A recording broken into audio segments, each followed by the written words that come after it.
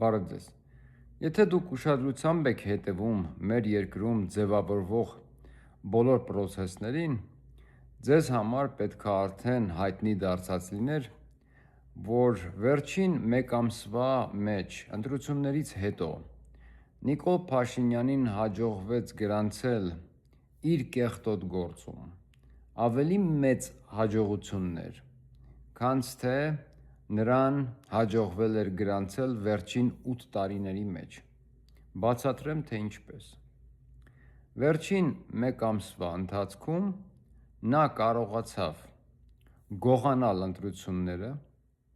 տապալել մեր երկրի էկոնոմիկան, քանի որ նա աշխատում է երկրի դեմ, և ամենակարևորը, այս պահին նա քաղաքական ընդդիմադիր դաշտում չունի ոչ մի իրական ընդդիմադիր ուժ։ Նա մաքրել է ընդդիմադիր դաշտը բոլոր հակառակորդներից։ Այս պահին իր աթոռին սպառնացող ոչ մի ուժ էլ գոյություն չունի հակառակորդ դաշտում։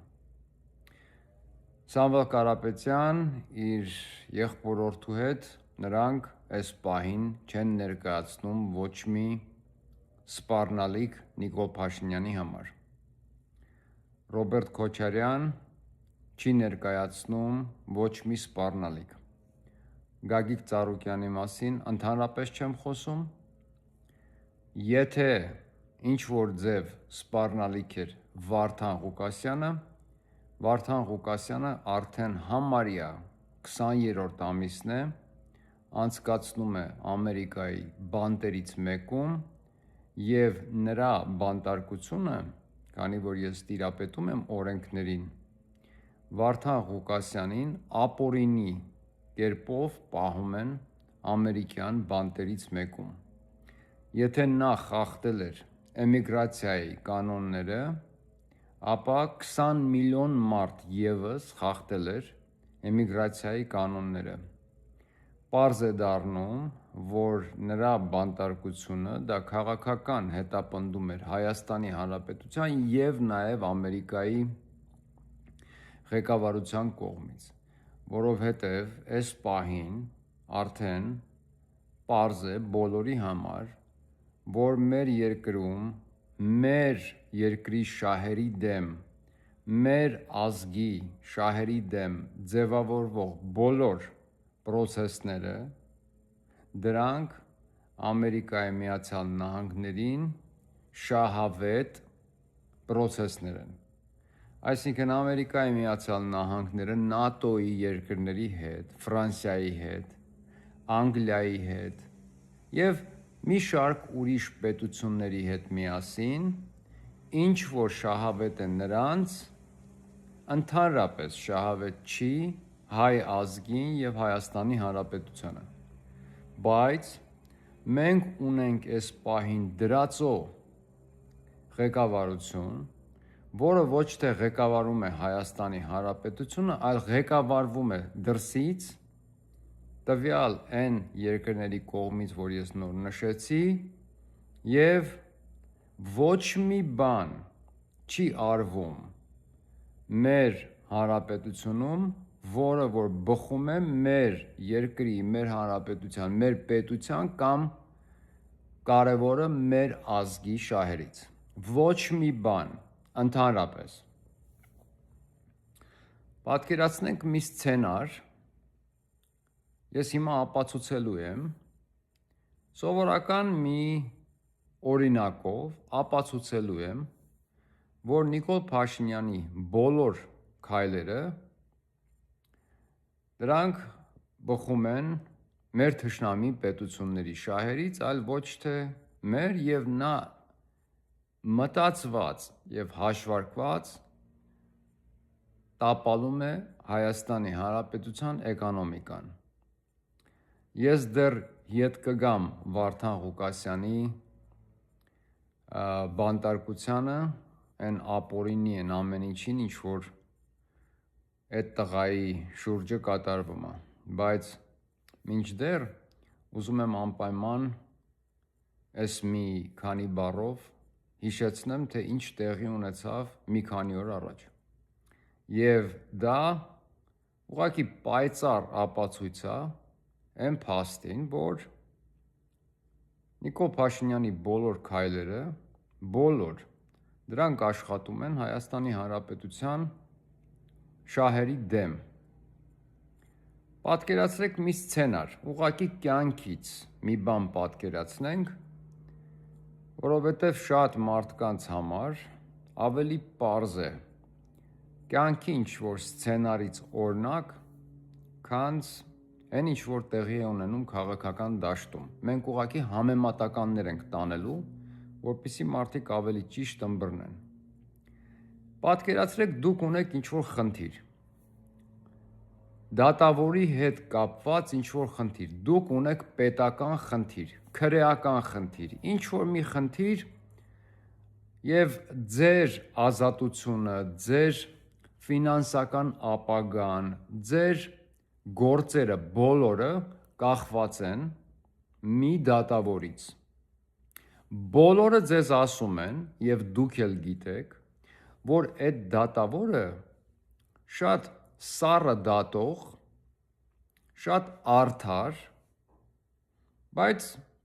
միևնույն ժամանակ սառը դատող դատավոր լինելով շատ անգամներ հոգու խորքում մարդկային մոտեցումներ ունեցող դատավոր է։ Եթե կարողանաք նրա հետ լեզու գտնել, ապա ձեր պրոբլեմները ուղղակի կանհետանան կամ կնվազեն։ Եվ դուք մի քանի անգամ արդեն փորձել եք այդ դատավորի հետ խոսել, որպեսզի ձեր գործին ավելի ուշադիր հետևի կամ ձեզ ավելի մեղմի, ինչ-որ ձևով ձեզ առաջնորդի, բայց ամեն անգամ խոսելուց, քանի որ ձեր մոտ չի ստացվում փափուկ, նորմալ, ավելի քաղաքական խոսելը, դուք անընդհատ բռի, կոպիտ խոսելով դատավորի մոտ ավելի վատ տպավորություն եք թողել։ Եվ քանի ամիսներ արդեն փորձում եք այդ դատավորի հետ նորից խոսել, որովհետև շուտով ձեր դատավարությունն է։ Պատկերացրեք այսպիսի մի սցենար։ Ամիսներով փորձում եք դուք այդ դատավորի հետ խոսել և դատավորը հեռախոս չի պատասխանում ձեր վրա։ Վերջապես դուք գտնում եք դատավորի ինչ-որ մի ծանոթի, որը որ խոսք է տալիս ձեզ, որ անպայման կխոսի դատավորի հետ և դատավորը ձեր վրա հեռախոս կպատասխանի։ Եվ դատավորը որոշում է ձեզ մեկ անգամ էլ շանս տալ իր ծանոթի կամ հարազատի խաթրի համար։ Եվ դուք զանգում եք դատավորին, նա հեռախոսը պատասխանում է և նրան թվում է, թե դուք պետք է մի նորմալ բան ասեք, որպեսզի ձեր գործը առաջ գնա, քանի որ ձեր գործը կախված է այդ դատավորից։ Եվ դուք վերցնում եք հեռախոսը, նա պատասխանում է և դուք ձեր խոսակցությունը սկսում եք այսպես. Լսի ասեմ, արա, եթե հանկարծ չարեցիր այն ինչ որ ինձ պետք է, դա կլինի քո գործած գործերի վերջի սկիզբը։ Դուք ինչ եք կարծում, նման մոտեցումից հետո այդ դատավորը ձեր գործը նայելու է որպես մեղմելու գործ, թե ուղղակի ձեզ խրելու է մինչև վերջ։ Դուք հասկանում եք, սենց մի բան կա, իհարկե բոլորդ հասկացաք, որ դատավորը Պուտինն էր, իսկ դատապարտյալը դա Նիկոլ Փաշինյանն է, որովհետև երբ որ դու այն մրջուն գնում ես նման գերպետության հետ մի բան պայմանավորվելու, մի բան, որից որ կախված է քո երկրի էկոնոմիկան, բայց իրա համար, իր պետության չափերի համար, քո տված կամ չտված ապրանքը կամ մթերքը իրանց համար ուղղակի չնչին տարբերություն է տալու։ Եվ հարցը այն է, որ ամբողջ Հայաստանի գյուղատնտեսությունը այս պահին կռախի դեմ է կանգնած, կռախի տակ է, որովհետև քո լեզուն և քո ընդհանրապես պահելաձևը, կարգապահությունը, քո մարդկային տեսակը չի կարողանում այդ բարձր ձիուց իջնի։ Տենց են ասում, անգլերեն ասում են get off your high horse, որտեղ դու նստել ես մի ձիու վրա, որից որ ընկնես, ոտերը ջարդվելու է, այ փոքրություն, դու ուր ես գնում մի պետության գլխի հետ, որը որ պատերազմում է ամբողջ Եվրոպայի և Ամերիկայի դեմ, դուք հասկանում եք, Ռուսաստանը պատերազմում է ամբողջ Եվրոպայի և Ամերիկայի դեմ, և արդեն 4-րդ տարին է, սենց ձգում է պատերազմը։ Դուք ուղղակի չեք պատկերացնում այդ երկրի հզորությունը երևի, շատերդ իրականում թերագնահատում եք Ռուսաստանի հզորությունը, դուք մոռանում եք, որ աշխարհում ով եկավ ամբողջ աշխարհը գրավելու, գրավեց, վերջացավ, եկավ մտավ Ռուսաստան ու չկարողացավ էլ շարժվի առաջ։ Բոլոր այս մարդիկ, ովքեր որ պատմության մեջ փորձել են գրավեն Ռուսաստանը, բոլորը վերջում մի ավելի վրա նստած հետ են գնացել։ Ու հենց հիմա այս պահին այդ նույն պրոցեսը տեղի է ունենում այն բոլոր ուժերի հետ, որոնք որ փորձում են Ռուսաստանը գրավեն։ Ու դու մի հատ փոքր երկրի ղեկավար, որ ուղղակի լոպազության ու այն մի այլանդակ ինչ-որ բաների մեջ է անգել, որ ինքը երկրի ղեկավար է, դու այ փոքր երկրի փոքր ղեկավարիկ, դու ուր ես գնում, տենց մեծ գերպետության, որից կախված է քո երկրի էկոնոմիկան, ու փորձում նրանց հաթաթատաս, ինչ-որ բաներ անես, դու ով ես, ով ես դու, այս մարդկանց հետ հնարավոր էր այն կարգի լեզու գտնել, որ այս մարդիկ մեր երկիրը ծաղկացնեին, որովհետև իրանց համար,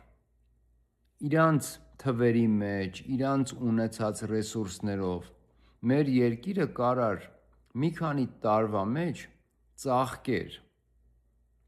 Եվ իրանք իրականում առաջարկում են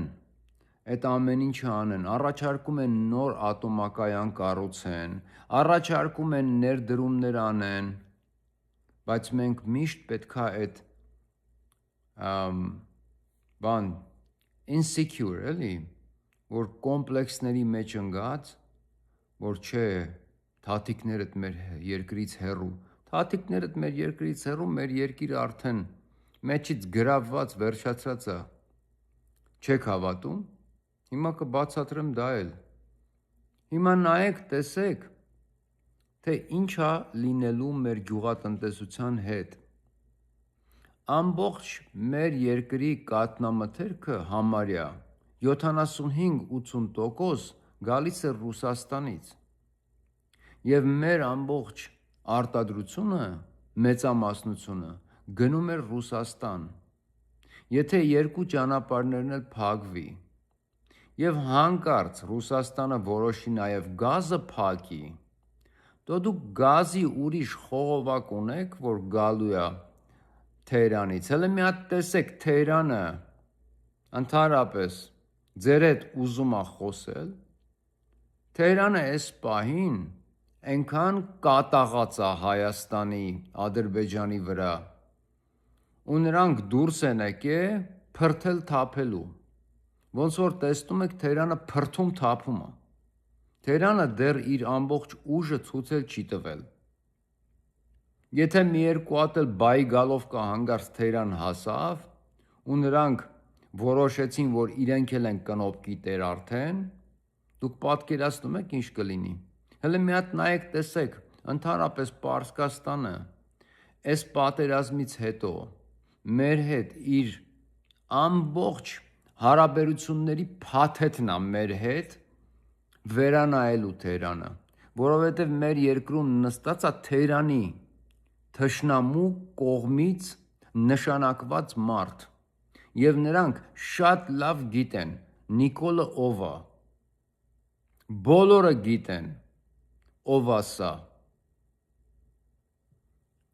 եւ դուք կարծում եք, որ դուք Պարսկաստանից գազ եք ստանալու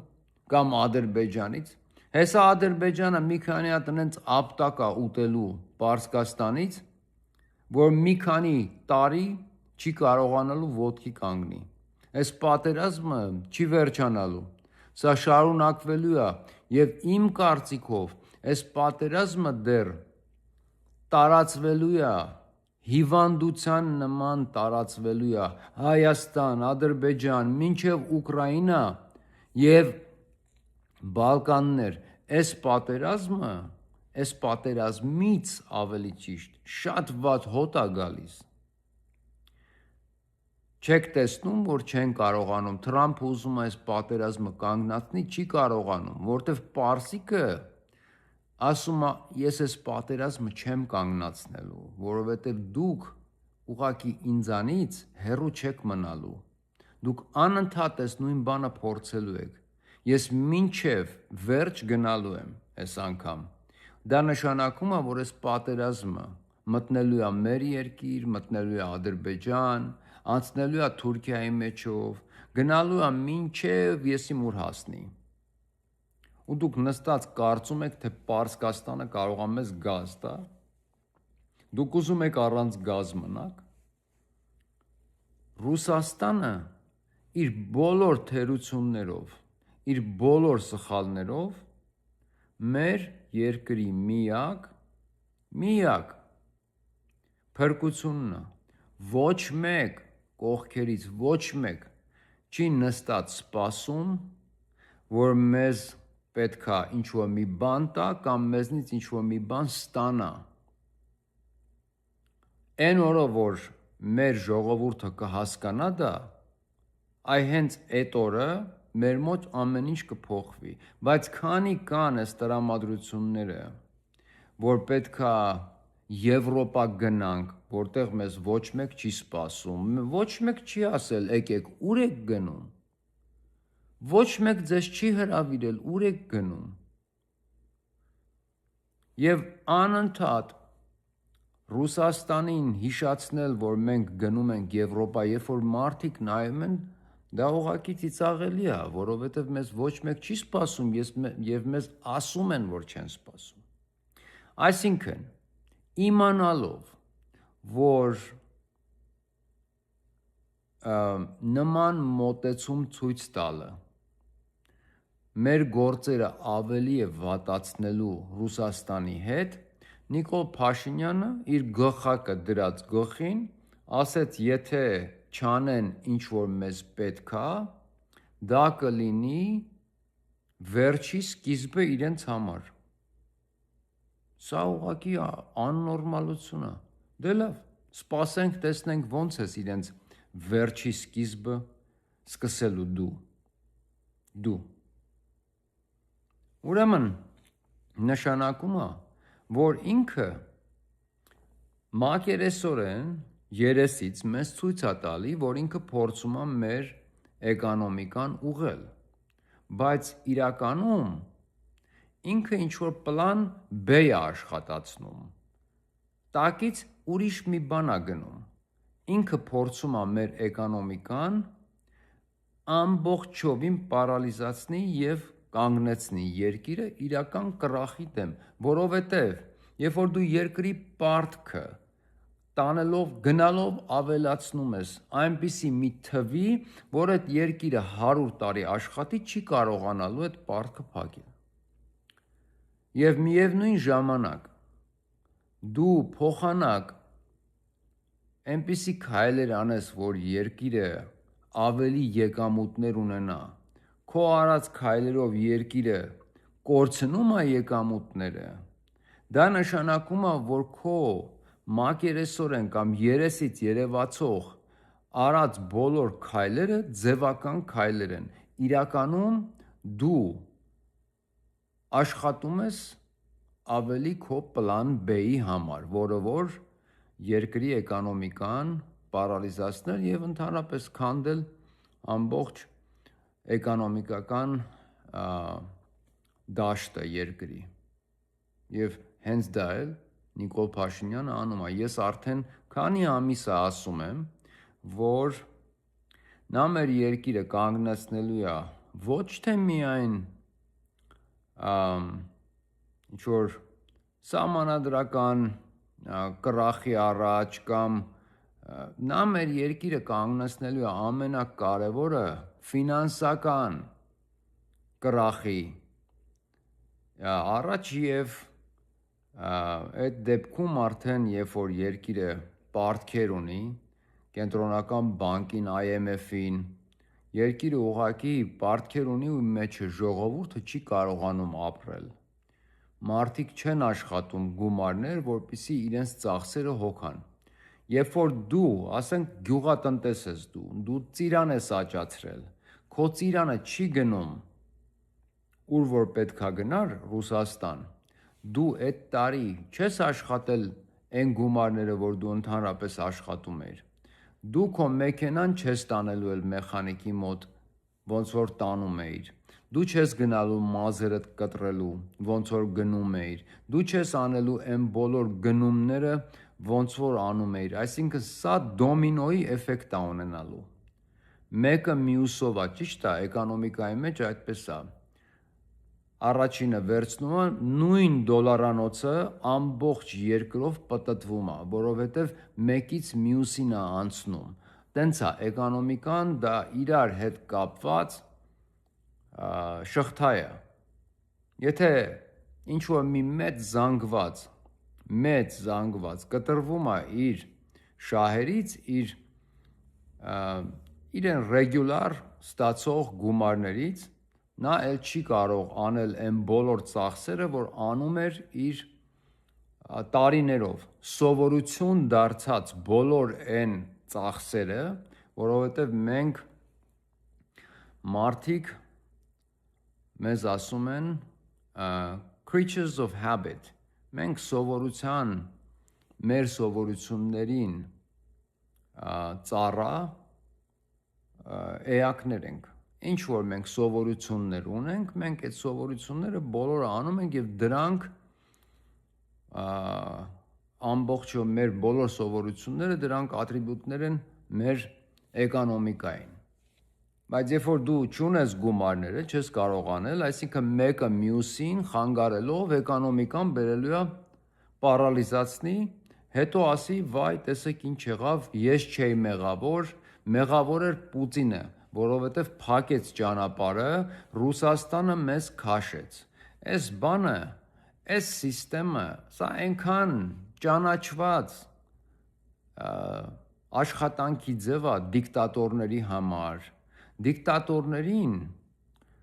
իրենք, նայեք, ես ձեզ մի բան բացատրեմ դիկտատորների մասին, այն ինչ որ ես եմ ուսումնասիրել, այն ինչ որ ես եմ հասկացել։ Քանի որ այս պահին մեր երկրում իրականում ձևավորվել է դիկտատուրա, որովհետև երբ որ երկրում չկա իրական եւ մեր երկրում այս պահին գոյություն չունի իրական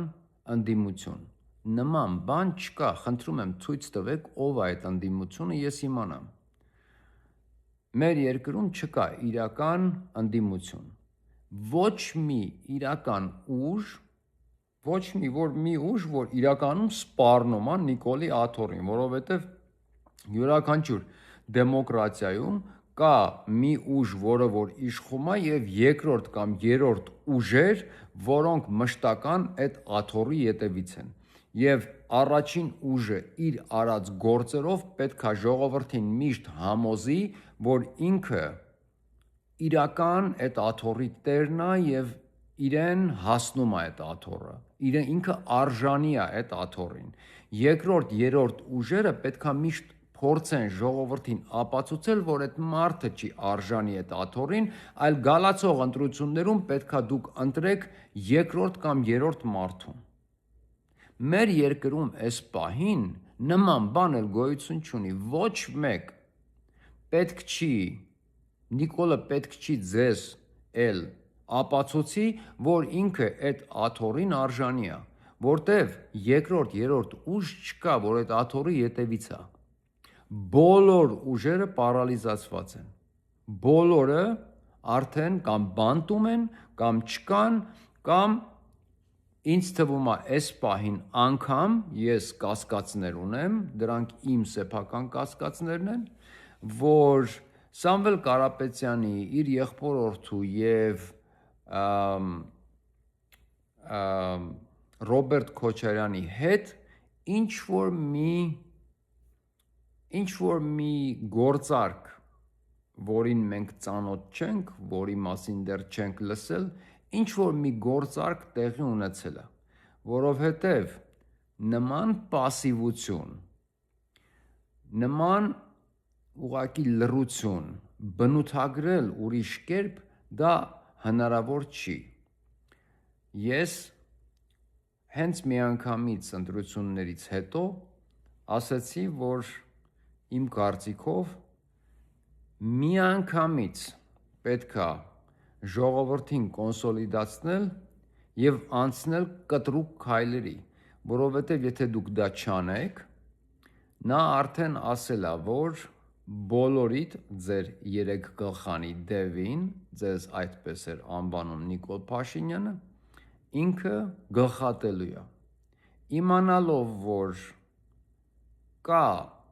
անգամ 75%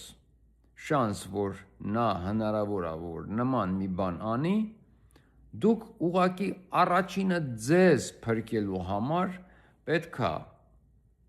պահը չկորցնեիք, որովհետև այդ պահը ամենակարևոր եւ ամենավորոշիչ պահն էր։ Եվ ժողովուրդը մոտ 1 միլիոն մարդ, որովհետև 1.400.000 ընտրողից մաքսիմում 400.000 մարդ էր ընտրել Նիկոլ Փաշինյանին, մնացած 1 միլիոն մարդը ձեր կողքին էին։ Եվ դուք ընդդիմություն, ձեր ամբիցիաներից դուրս գալով, դուք ուղղակի չկարողացաք իրար հետ գալ ընդհանուր հայտարարի, քանի որ այդ աթոռը ավելի կարևոր էր, քան թե յուրաքանչյուր բան, դա անգամ վերաբերվում է ժողովրդին, չկարողացաք ընդհանուր հայտարարի գալ եւ ժողովրդին, որը որ ամենամեծ գործիքն էր ձեր ձեռքում, դա ամենամեծ լծակն էր։ Կոնսոլիդացնեք եւ հանեք կտրում շարժումների եւ վերցնեք կառավարությունը։ Ձեզ ինչ էր թվում։ Դուք մեծ գումարների տեր եւ մեծ կալվածքների հարստությունների տեր մարդիկ էիք։ Բոլորդ դուք կարող էիք թե Գագիկ Ծառուկյանը, թե Սամվել Կարապետյանը, թե Ռոբերտ Քոչարյանը, դուք երեքով իրար հետ հաստատ մինիմում 1 միլիարդ դոլարի կարողություն ունեք, հաստատ։ Դե ես խոսում եմ մինիմումը, ես համոզված եմ, որ դա դրանից ավել է, գումարները դրանից ավել են, բայց 1 միլիարդի կարողություն ունեցող մարդիկ պետքա որ կարողանային ինչ-որ կերպով ամենաբարձր եւ կարևոր աթոռների վրա վերընկած մարդկանց ավելի մեծ բան առաջարկել, քան Նիկոլ Փաշինյանը կյանքում կկարողանար առաջարկել։ Բայց դուք չարեցիք դա, չգիտեմ ինչի, բայց չարեցիք, իմ կարծիքով դա ձեր միջի ոչ համերաշխ վիճակներ, որը որ մեր հայկական պատմության մեջ մշտական նույն պատմությունն է։ Մենք նույն պատմությունը ունեցել ենք դարերով։ Ոչ մի բան չի փոխվել, որ ոչ մեր տեսակի մեջ, մեր նատուրայի մեջ, ոչ էլ մեր մտածելակերպի մեջ։ Դրա համար այս պահին ես կարծում եմ, որ այս լռությունը եւ այս պասիվությունը ընդդիմության կողմից դա գործարքի, ինչ որ գաղտնի գործարքի պատճառն է։ Պատճառը այն է, որ ինչ որ մի բան կա, որ մենք չգիտենք, այսինքն այս պահին ոչ մի սպառնացող բան չկա։ Իսկ դիկտատուրաների դեպքում, դիկտատուրաներում ես սա էի բացատրում եւ շեղվեցի մի պահ, դիկտատորները ամենաառաջին բանը, որ անում են, դա ժողովրդի շերտերին գոնե 1-ից 2 աստիճան իրենց ֆինանսական վիճակներից ավելի ներքև իջացնելու process են սկսում։ Աղքատ ավելի ժողովուրդը, ֆինանսապես ոչ ապահով ժողովուրդը, սոված ժողովուրդը շատ ավելի հեշտ է կառավարել եւ նրանց ռեպրեսիաների տանելը շատ ավելի հեշտ է, քան ֆինանսապես ապահով այդ ժողովրդին։ Բոլոր դիկտատուրաներում միշտ աղքատություն է տիրել։ Բոլոր։ Խնդրում եմ, նայեք բոլոր դիկտատուրաները պատմության մեջ, ժողովուրդները դիկտատուրաներում միշտ աղքատ են։ Եվ Նիկոլ Փաշինյանը 100%-ով հիմնադրել է դիկտատուրա։ Այս պահին Հայաստանը դիկտատուրա է։ Սա ոչ թե ես եմ ասում, դա ընդհանրապես յուրաքանչյուր խելացի մարդ, որը որ հասկանում է սիստեմներից, կարող է նստեք ում ուզում եք հարցրեք, եթե չկա ընդդիմություն երկրում, քաղաքական դաշտը մաքուր է, դա դիկտատուրա է արդեն։ Եվ այս պահին բոլոր ինստիտուտները մեր պետության պատկանում են Նիկոլ Փաշինյանին եւ ինքը իր բերանով արդեն ասել է, որ պետությունը ինքն է։ Ես չգիտեմ ուրիշ ինչ ապացույց է էլ պետք, որ մեր երկրում կա դիկտատոր եւ սա դիկտատուրա է։ Եվ ժողովրդին աղքատացնելու եւ ֆինանսական մեր երկրի ֆինանսական վիճակը պարալիզացնելու այս գործը, որ ինքը անում է եւ իբր թե Ռուսաստանը փակեց, սողա լավ է, որ վերջում մեկը կլինի, որ նա կարողանա նրանց մեղադրել Ռուսաստանին էլի, նա վերջում մի մեծ ճառով դուրս կգա եւ կսկսի անորմալ դեմքերով գորգրալ, որ այս ամեն ինչը մեր երկրում բոլոր այս անհաջողությունները դրանք Ռուսաստանի պատճառով են։ Եվ վերջ ժողովուրդը կսկսի ոնց որ միշտ հակառուսական իրենց խոսակցությունները թաղեմ ռուսների արևը եւ նման բաներ։ Այսքան բան։ Մենք իրականում շատ մեծ խնդրի դեմ ենք կանգնած։ Շատ մեծ խնդրի դեմ։ Եվ սա միայն էկոնոմիկայի հետ կապված չի։ Հիմա ես ձեզ մի ուրիշ բան բացատրեմ, որը որ ես վերջին 5-6 օրվա մեջ աշխատանք եմ տարել, որպեսզի հասկանամ, թե ինչ են անում սրանք, որովհետև սրանք աշխատում են մի քանի, ոչ թե մի 2-3 ֆրոնտով։ Նիկոլ Փաշինյանի ՔՊ-ն աշխատում է, քանի հոգի կա ՔՊ-ում։ Չգիտեմ իրենք քանի հոգի են, բայց քանի ակտիվ ՔՊ-ի անդամ որ կա, իրանք աշխատում են այդքան ֆրոնտով +1 Աննա Հակոբյան։ Հիմա ես ձեզ մի բան ասեմ, որը որ ես հետևում եմ արդեն որոշակի ժամանակահատվածա եւ եկել եմ որոշակի եզրակացության։ Հիմա բացատրեմ։ Վերջին 1 տարվա ընթացքում ես անընդհատ եւ subscribe եմ արել YouTube-ի, TikTok-ի վրա, որպեսզի հետևեմ որոշակի էջերի։ Էջեր, որտեղ որ մարդիկ են սրանք, իրական մարդիկ են եւ կան, որ արհեստական բանականության էջեր են, բայց այնքան մաքուր է սարքած, որ ձեզ կթվա, որ իրական մարդ է։ Կին չի, աղջիկ, շատ գեղեցիկ աղջիկներ, շատ։ Ուրեմն կա տղամարդկանց էջեր, որոնք որ ձևանում են իբր թե նրանք զբոսաշրջիկներ են, եկել են մեր երկիր որպես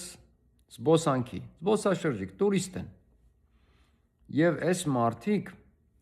շատերը կան, որ մուսուլմանական երկրներից են, շատերը կան, որ անհասկանալի ինչ-որ երկրներից են, Եվրոպաներից, Ամերիկայից, ամեն տեղից տուրիստներ, որոնք մեր երկրի մասին նյութեր են պատրաստում եւ տեղադրում են YouTube համացանց եւ մարդկանց գովազդում են Հայաստանի Հանրապետությունը որպես արտակարգ բնակություն հաստատելու երկիր։ Սա ես արդեն հետևում եմ 1 տարվա չափա, բայց քանի որ սրա մասին որոշել եմ խոսել, ես որոշեցի վերջին 5 օրվա ընթացքում այս հարցով շատ ավելի խորը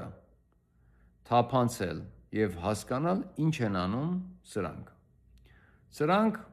մարդիկ են, որոնք աշխատում են NGO-ների համար, non-profit organization-ներ, ոնց որ բաց հասարակությունը Սորոսի։ Սրանք մարդիկ են,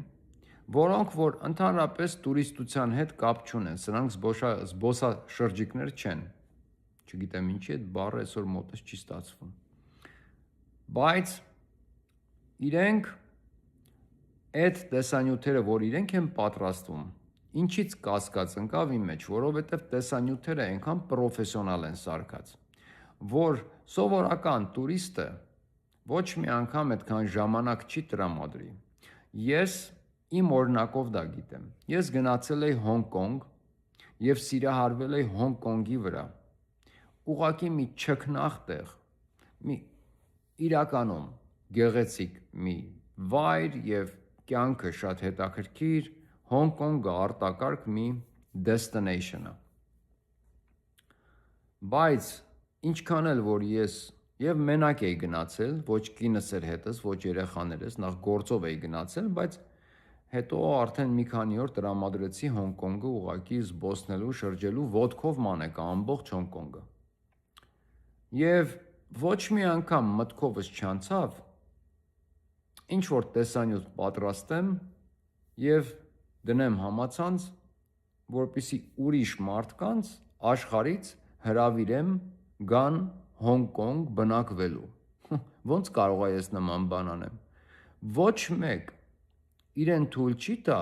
եւ դա արդեն գիտեք ինչ, դա բարոյական ոչ մի նորմերի մեջ չի մտնում։ Դու գնաս ուրիշի երկիր ման գալու եւ սկսես այդ ուրիշի երկիրը գովազդել ուրիշ մարդկանց եւ նրանց հրավիրել այդ երկիր ապրելու։ Եվ միևնույն ժամանակ անընդհատ հիշեցնես, որ այդ երկրում աղջիկները կանայք շատ գեղեցիկ են եւ նրանք շատ ընկերական են եւ նրանց հետ շատ հեշտ է շփվելը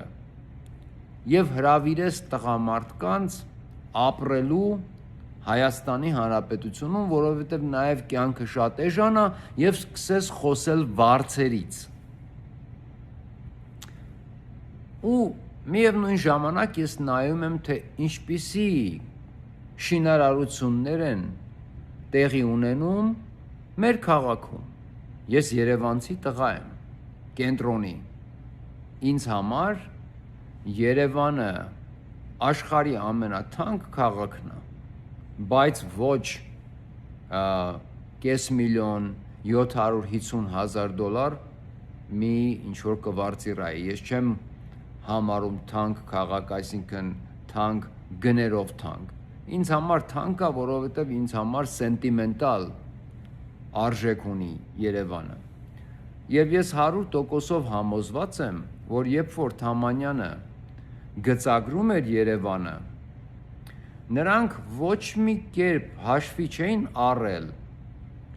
որ Երևանում հնարավոր է, որ գան նման կետեր, կետ ձուկ,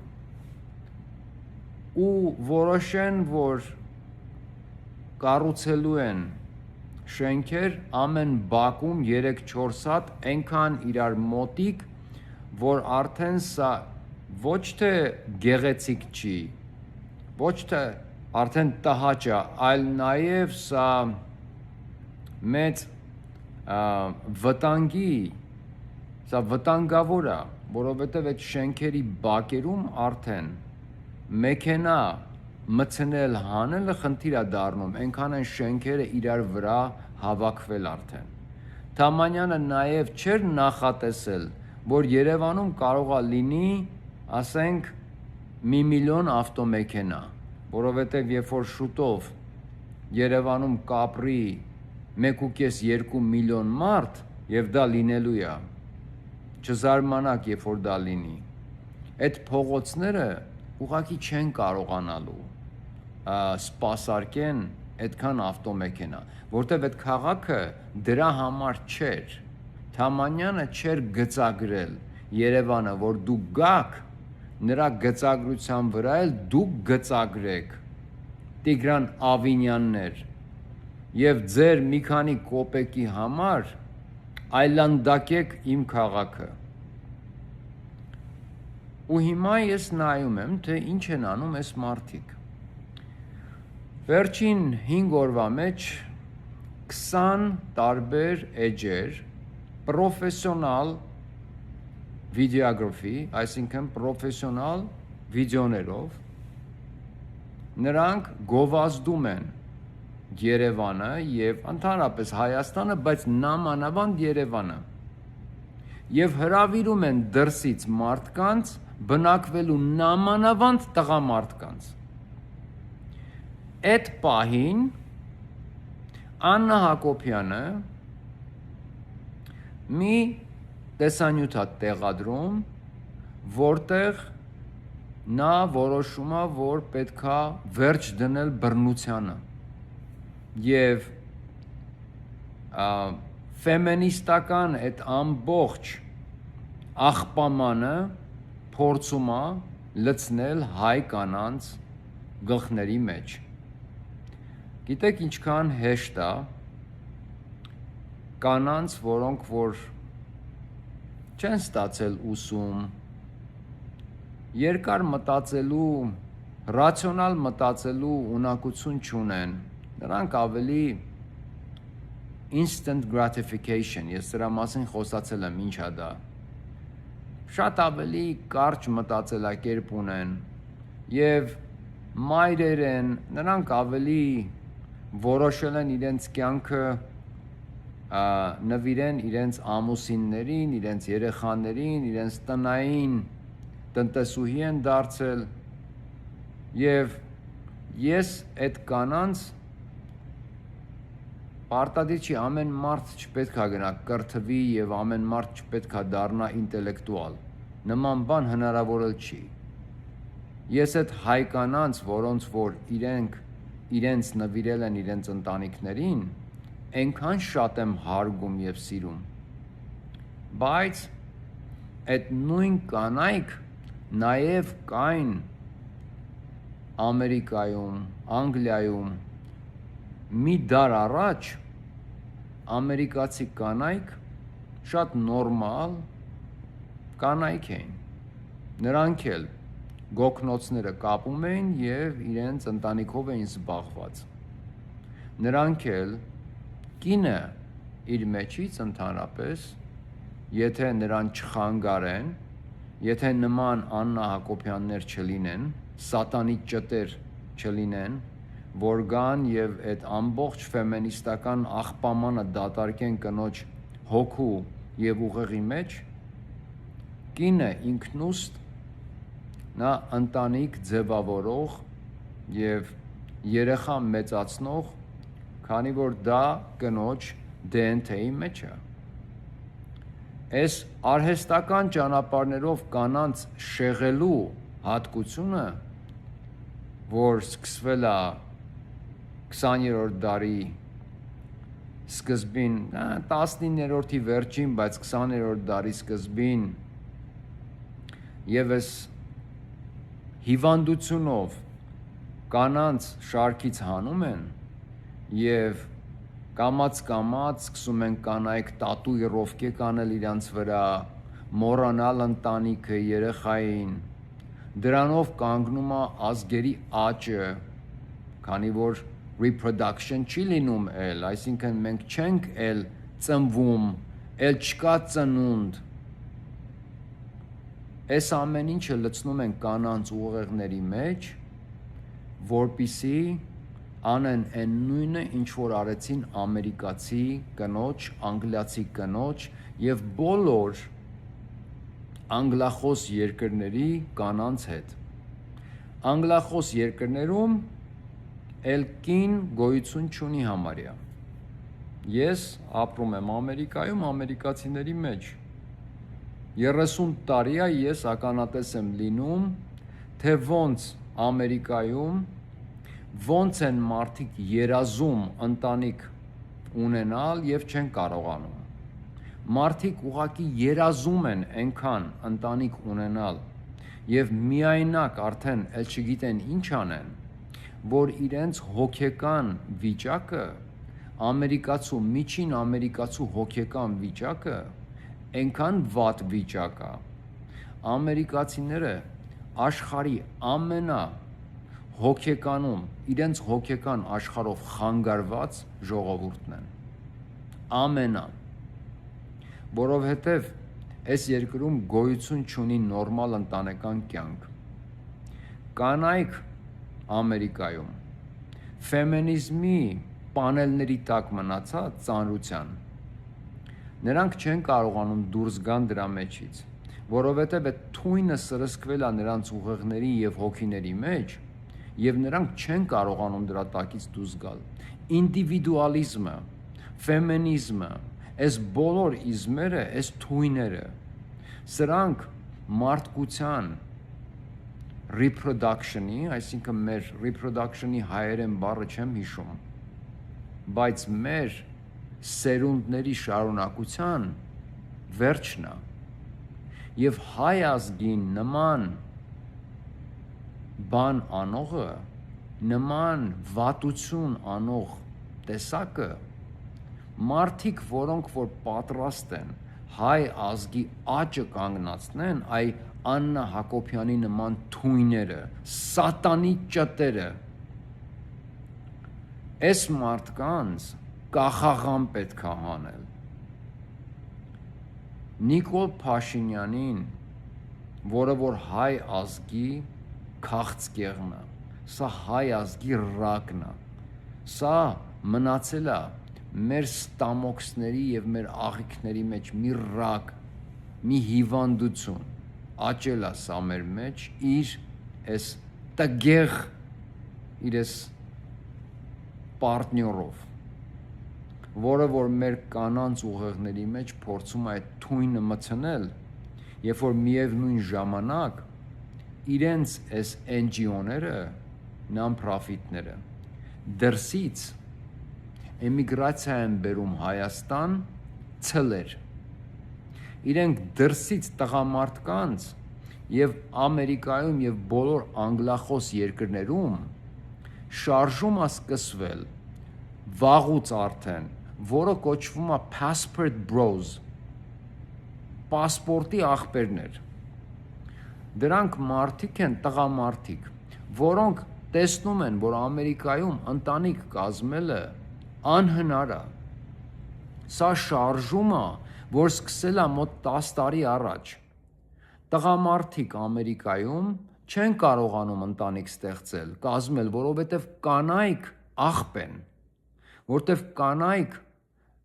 boss babes են իրենց կոչում, boss աղջիկ, boss-ա ինքը, էլի, տենց բիզնեսների մեջ մտած քուրիկ է ինքը։ Այդ նույն հիվանդությունը մեր հայ կանանց մեջ կա հիմա։ Տատուիրովկեք են անում, տկլորը տենց դուրս են գալ, իրանց թվում է իրանց գեղեցկությունը ինչ որ երկար ժամանակ է, հեսա 40-ը խփեց, հենց expire եղավ ձեր գեղեցկությունը, հենց gravity-ն հարցակվեց վրեքներդ, որ այս հենց կախվի երեսներդ ու մնացած բոլոր վերջույթներդ, դուք դառնալու եք կատվի տերեր, բոլորդ հիմիկվանից սկսեք կատուների պարոդաները սովորել, բոլորդ, ովքեր որ այդ ֆեմինիզմի մեջ են, սովորեք կատուների անուններ, պարոդաներ, որն է ավելի շատ սիրվող եւ սիրող, որովհետեւ դուք որոշակի տարիքից հետո միայնակության մեջ չորանալու է ձեր մոտ ամեն ինչ եւ ոչ մեկ ձեր կողքը չի լինելու։ Ու այդ տատուիրովկեքը, որ կամած կորցնում են իրենց գույնը եւ ձեր մաշկը սկսում է հալվել, տատուիրովկեն էլ հետը։ Գիտեք ինչքան տգեղ է։ Ես երբ որ տատուիրովկով կին եմ տեսնում եւ ուզում եմ աշխարհի ամենագեղեցիկ կինը լինի, տատուիրովկեն հենց տեսնում եմ, թող ինձ ներեմ բոլոր են կանայք, որոնք որ տատուիրովկա են արել իրենց վրա, նամանավանդ հայ կանայք։ Ուզում եք Անջելինա Ջոլին եղեք, տատուիրովկեն տեսա ես կոնկրետ, իմ համար դուք աշխարհի ամենատգեղ կինն եք, եւ վերջ։ Եվ այդ տատուիրովկեքով այտենց գնացեք եւ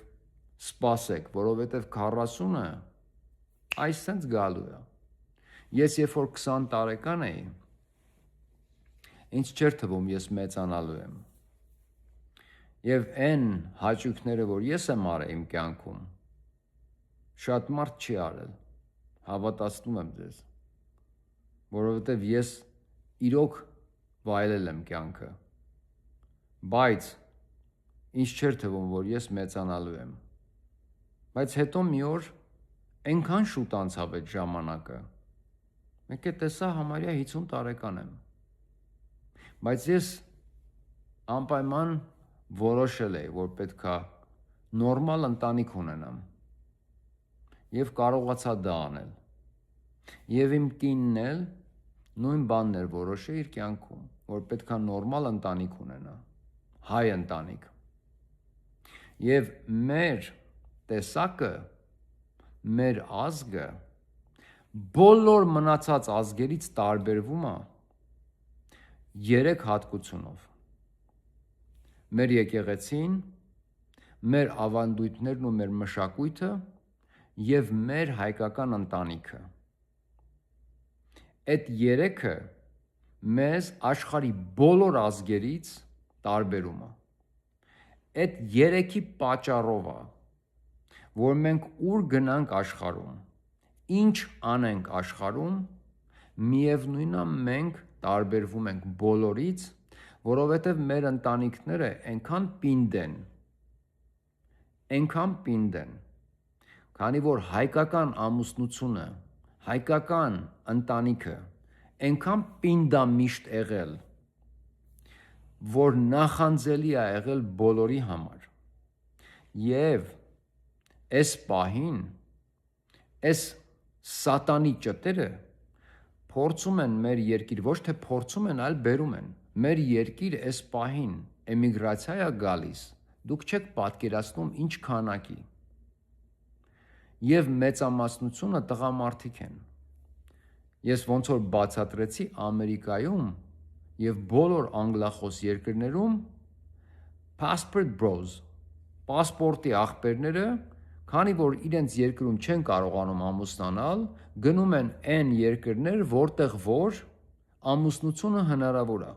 եւ նորմալ կանայք դեռ կան, այսինքն գնում են մի քիչ ավելի ոչ թե հետամնաց, այլ հետ ընկած երկրներ, Ֆիլիպիններ, Թայլանդ, Թայվան, տարբեր երկրներ, որտեղ որ կանայք դեռ ընտանիք եւ դեռ նման բաների մասին են մտածում, այլ ոչ թե իրենց ոտից գլուխ տատուիրով կանեն, փող աշխատեն ու գյադու նման իրենց մեքենաները վարեն, մուզիկան բարձրացնեն, տենց գիշերներն էլ պաբիրոզները բերանը գնան միտեղ նստեն, իրենց դնեն ասատրինայի տեղ։ Սրանք մեր երկիր ներմուծում են ցելեր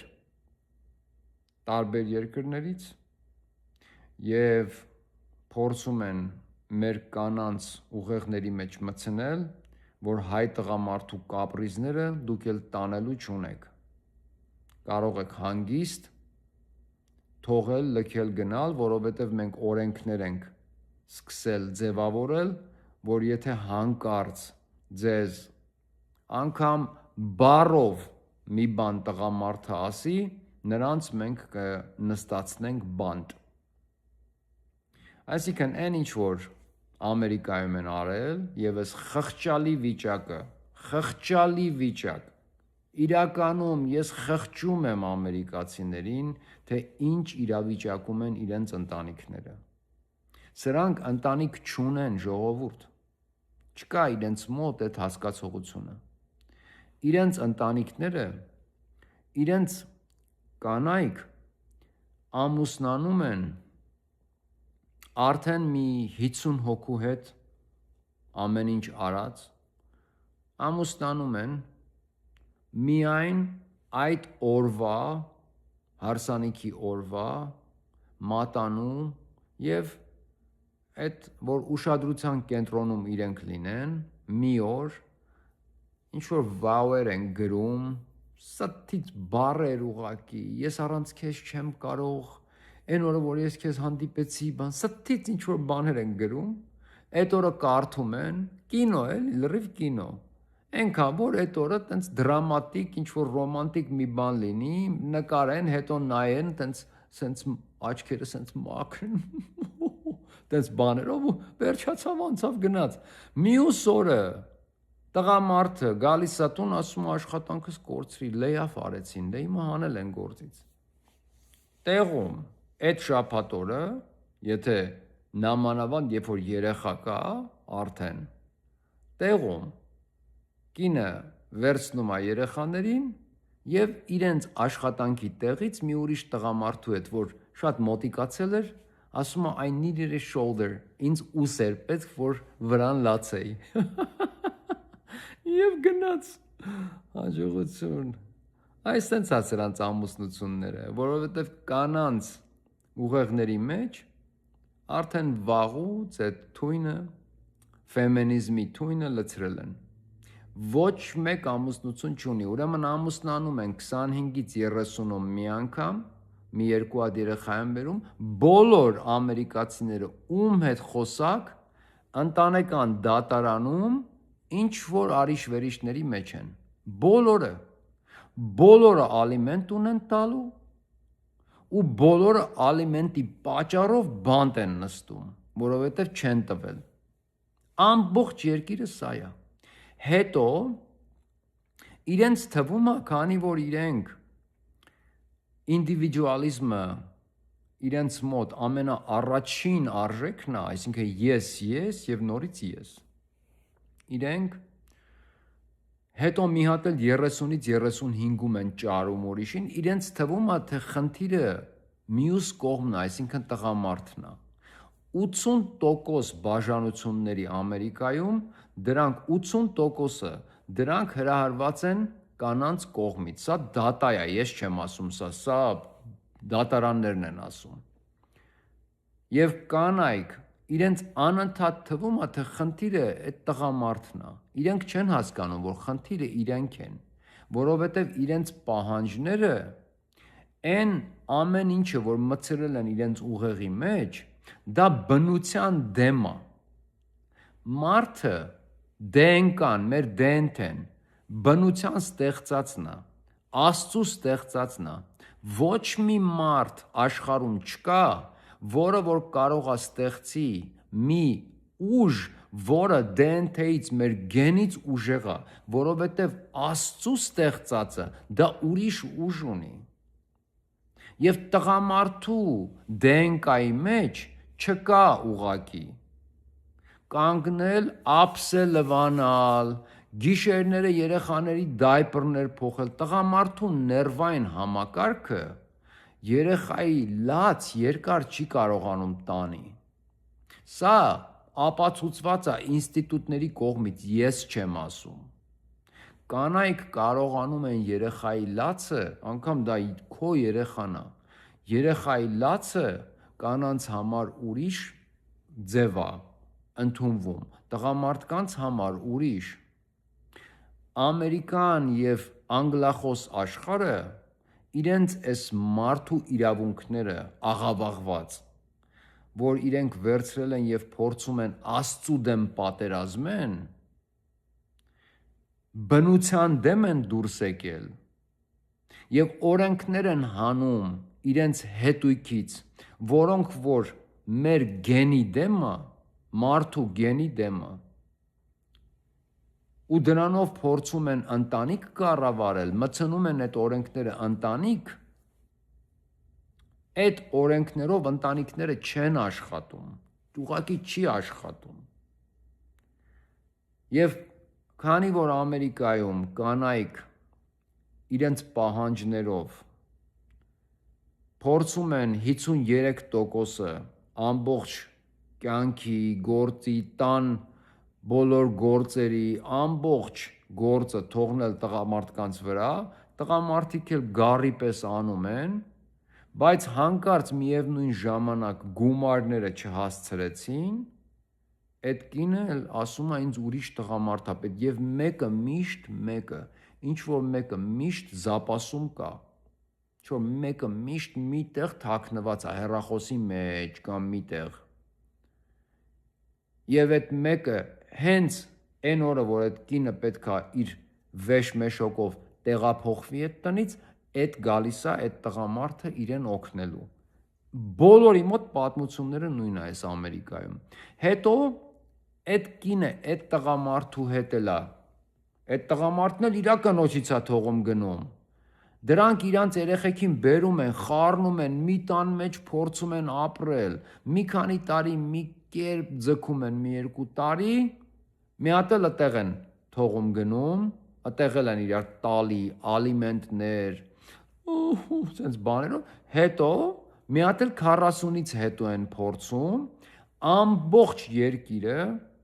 մի 5-6 անգամ ամուսնացած բաժանված է, արդեն գիտեք ոնց է,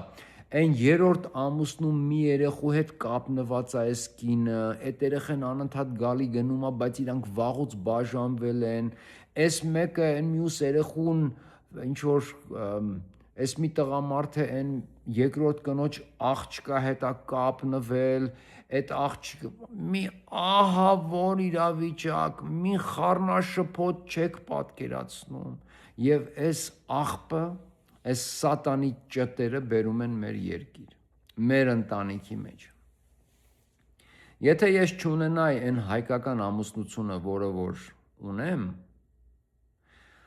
այն ինչի մեջով որ ես եմ անցել այս երկրում, որովհետև ինչի մեջով որ ես եմ անցել, դա մի քանի աստիճան Քրիստոսի տանջանքներից իրոք ներքև էր, բայց 20 տարի իմ կինը իմ հետ միասին քաշել այդ ամեն ինչը։ Ամերիկացի կինը կամ այդ գաղափարները, որոնք որ իրենք են փորձում բերեն Հայաստան եւ բերել են, այդ գաղափարների կինը մի շաբաթ չի ապրելու նման սիտուացիայի մեջ։ Նրանք քանդում են հայկական բոլոր արժեքները։ Այն բոլոր cornerstone, երբ որ մի մեծ գեղեցիկ կառույց են կառուցում, շինություն, ֆունդամենտի մեջ քար են դնում, դա կոչվում է cornerstone։ Այդ քարը հայքը հիմնել է մեր ազգի կառուցման հենց ֆունդամենտի մեջ։ Այս սատանի ճտերը փորձում են քանդել եկեղեցին եւ դա անում են այս պահին։ Նայեք ինչ են անում, էլի։ Սրանք մեր ազգը մեր մշակույթով, մեր տեսակով, մեր ամեն ինչով վերացնում են։ Եվ բերում են դրսից ցլեր, որպեսզի խառնեն մեր կանայց հետ։ Նայեք, կանայք չեն տեղափոխվում Հայաստան ապրելու է, որ հայ տղամարդու հայի երեխան կրեն, հայի դենկան նորից շարունակվի։ Ոչ, իրանք բերում են տարբեր երկրներից մուսուլման, ինչ ջուրի տեսակի կենթանի ասես, սրանք բերում են Հայաստան, որ այդ դենկան գա եւ սերունդ տա Հայաստանում մեր կանանց հետ, որպիսի երկու սերունդ հետո էլ նացիոնալիզմ, հայկական մտածելակերպ, սրանք մեր երկիրը ոչ թե քանդում են երկիրը, այլ քանդում են մեր ազգին, մեր տեսակը, փոխում են մեր կրոնը։ Սա ֆունդամենտից հայքի ազգին քանդելու գործը։ Այն մարդիկ, որոնք որ սա չեն տեսնում, այդ մարդիկ մեր ազգի թշնամիներն են։ Իսկ հիմա ամեն ինչ բացատրելուց հետո, որ մենք էլ չունենք ընդդիմություն, չկա էլ ոչ մի իրական ընդդիմություն, չկա քաղաքական դաշտում ոչ մի սպառնալիք ուժ, ոչ թե ֆիզիկական սպառնալիք, այլ քաղաքական սպառնալիք Նիկոլ Փաշինյանի աթոռին եւ նրա ՔՊ-ի +1 Աննա Հակոբյանի արած այդ քանի անդամ որ կա, այդքան ֆրոնտով կործանման գործին ոչ մի տեսակի ոչ մի արգելափակում, ոչ մի խոչընդոտող չկա։ Այս պահին ուղակի բոլոր խոսակցությունները ուղակի աղմուկ են, ռադիո աղմուկ չկա, ձայն չկա։ Ինչ անել, որովհետև մեր ազգը կործանվում է։ Մենք էգզիստենցիալ խնդրի դեմ ենք կանգնած, էգզիստենցիալ։ Սա կրիտիկական խնդիր է եւ մենք բիբլիական մակարդակի սխալ ենք գործելու, եթե թողենք սա շարունակվի, որովհետև նրանք իրենց գործը ավարտին կհասցնեն եւ շուտով չի լինի հայ ընտանիք, չի լինի հայ եկեղեցի, չի լինի հայի տեսակ եւ այն ամեն ինչը որ ներմուծվում է, մարդիկ կվերցնեն եւ կընդունեն եւ կսկսեն ապրել այդ ձևով, քանի որ հայը դուք չեք պատկերացնում ինչպես է շոյվում, երբ որ մի ուրիշ ազգից, չգիտես որտեղից մի աղբ գա մեր երկիր ու հանկարծ ասի, Armenian food is good, ձեր ուտելիքը լավն է, վայ, հալվեն, ընկնեն, մի հատ սիրի ինձ, ես վաղուց չեն սիրել ինձ ոչ մեկ, հասկանում եք այս խղճուկ վիճակը, որ դուք միշտ ինչ-որ շոյվելու կարիք ունեք, ես խղճում եմ ձեզ, Ես արդեն առաջարկել եմ, եկեք բոլորիդ գլուխները շոյեմ, գնացեք, բայց մի թույլ տվեք այսքան ցածրանալ, այսքան ցույց տալ, որ դուք սիրվելու կարիք ունեք։ Ինչ չի հետաքրքրում, եթե մեկը կասի Armenian or no, կընդունի, կսովորի իմ լեզուն, չի սովորի, դու քեզ ես լավություն անում ինձ ճանաչելով, ոչ թե ինձ, որովհետև իմ տեսակը, ես իմ տեսակը, մենք հատուկ տեսակ ենք, դուք ոչ, մենք հատուկ ենք, և մեր հենց այդ հատուկ լիներն են փորձում վերացնել, որ իրենց նման աղբ դառնան մենք, խնդրում եմ այս բառերին ուշադրություն դարձրեք, սրանք կարևոր բառեր են և սրանք դուք կտեսնեք, որ հենց սա էլ նրանք փորձում են անել։ Ժողովուրդները ոչ մի անգամ ազգ չեն դառնում, բայց ազգերին կարող են ժողովուրդ սարքել։ Ոչ մի անգամ, եթե մենք դառանք ժողովուրդ, մենք հետ ազգ չենք դառնալու, չի լինելու,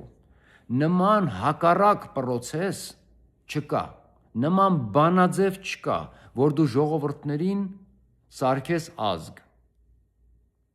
Եթե մենք փորձվեցինք, եթե մեզ հանկարծ կարողացան ազգից իջացնել ժողովրդի, նշաձողը իջեցնել, մենք կյանքում էլ ազգ չենք դառնալու։ Ամբողջ աշխարհով մեկ մենք ունենք մտավորականություն, ամբողջ աշխարհով մեկ։ Չկա մի երկիր, որտեղ որ չկա հայ մտավորականություն, չկա այդպես երկիր, և այդ մտավորականները այդ պահին տվյալ երկրի ջրաղացին են ջուր լցնում, որովհետև նրանք ապրում են այդ երկրում, բայց բոլոր այդ մարդիկ, բոլորը անհապաղ,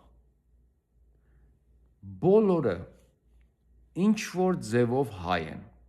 և ինչ-որ ձևով անպայման կլինի դա իրենց տանը, կլինի իրենց հոգում, իրենց մեքենայի մեջ, անպայման կամ ունեն հայկական ինչ-որ առարկաներ, ատրիբուտներ կամ ինչ-որ գրքեր, անպայման Մասիսի պատկերը, որովհետև մեր DNK-ն իրականում ուժեղ է,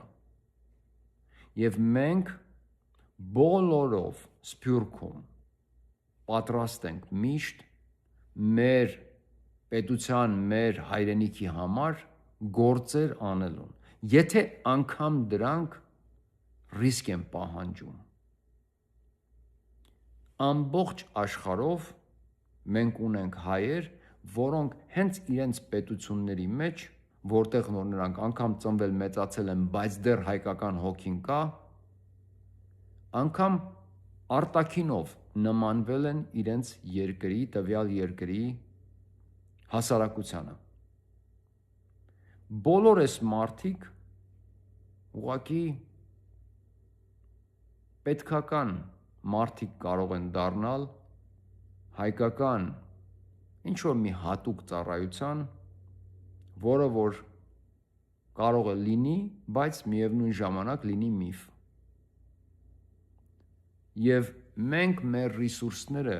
մարդկային կապիտալը և ռեսուրսները դեռ չենք օգտագործել լիովին,